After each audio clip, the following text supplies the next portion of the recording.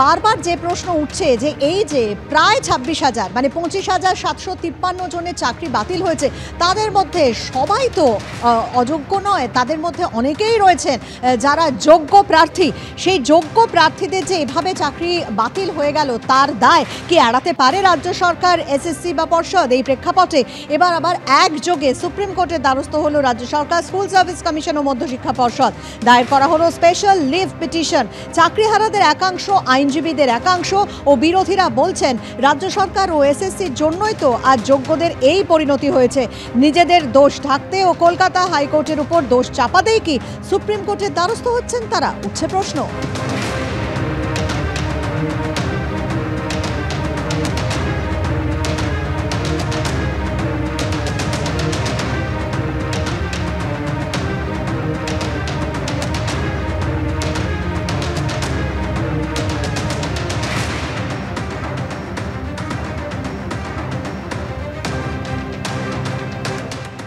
মানি না, যদি কোনো অন্যায় কেউ করে থাকে তুমি স্কুটিনি করতে, তুমি পরামর্শ দিতে যে এটা না এটা করুন।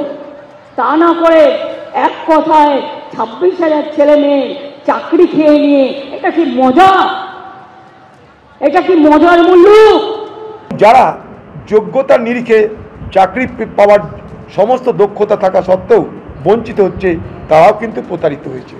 তাই উভয় পক্ষই কিন্তু প্রতারিত, আর সব থেকে বড় প্রতারকের নাম মমতা ব্যানার্জি। যারা চাকরি হারিয়েছেন তাদের কি বক্তব্য রাখবো আপনাদের সামনে। কমিশন যদি চাইতো কারা অযোগ্য তাদের নাম দিয়ে আমাদের যোগ্য প্রার্থীদেরকে চাকরি বহাল রাখতে পারতো। কমিশন চাইছে যোগ্য অযোগ্য মিলেমিশে একটা জগা খিচুড়ি করতে। কমিশন তথ্য না দিয়ে বিশাল বড় অপরাধ করেছে।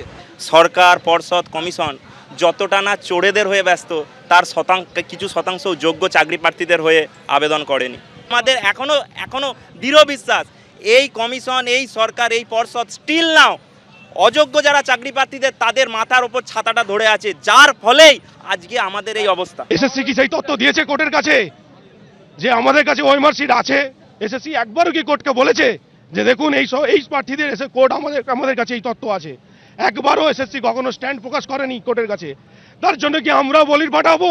এর দায় কে নিবে? এসএসসি তো এটা পাবলিশ করেছিল ওয়েবসাইটে পাবলিশ করেছিল, সবার কাছেই আছে। তাহলে এখন কোথায় গেল?